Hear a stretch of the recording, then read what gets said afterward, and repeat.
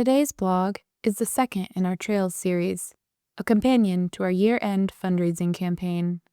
We'll have weekly essays from now until the new year. Thank you for your support. November 25th, 2025. This is John Welch. I'm the Vice President of Preservation and Collaboration. Ndee Trails, the people, their trails.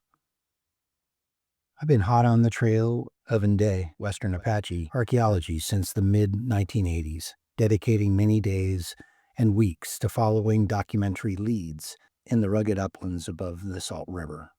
The Ndee traditional leave-no-trace land use ethics, coupled with the container and shelter technologies using organic materials, meaning, for example, baskets and hide containers more so than pottery and temporary structures rather than stone or adobe rooms, is a recipe for archaeological disappointment. Big finds have been few, far between, and often too sensitive for publication. In other words, there's a big disconnect between the superabundance of oral histories and military reports that confirm that there were hundreds of Apache families living on White Mountain Apache land and the very meager amount of physical evidence. I'm too often faster on my feet than between my ears, so it wasn't until about 10 years ago that it occurred to me that the single most common Ndee site type is trail segments. Until just over a century ago, pedestrian equestrian trails were the sole means of travel and transport through the rugged vastness of Ndee territory.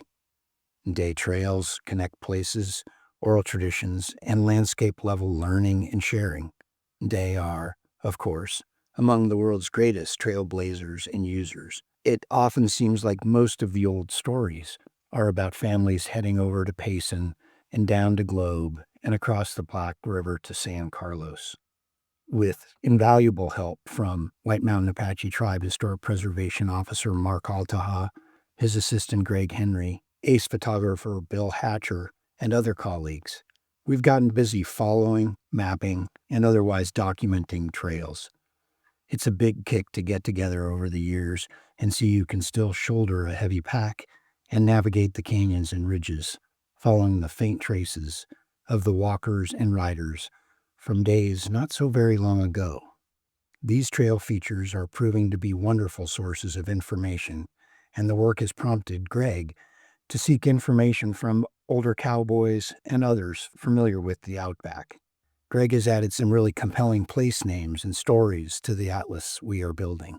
Mist Blowing Back Up is the translation of the place name on a trail deep in the Salt River Canyon, where it crosses a vertical slot and the prevailing updrafts capture most of the trickle from the little seep and vaporize it. One thing I really appreciate is that there's almost no objects to document or collect, a lot less paperwork. Best of all, every trail so far leads to seldom visited places of inspiring beauty. Every day is a good day to count our blessings. Gonjodole. Thank you for listening to the audio version of the Archaeology Southwest blog. Please consider donating to our 2025 year-end campaign.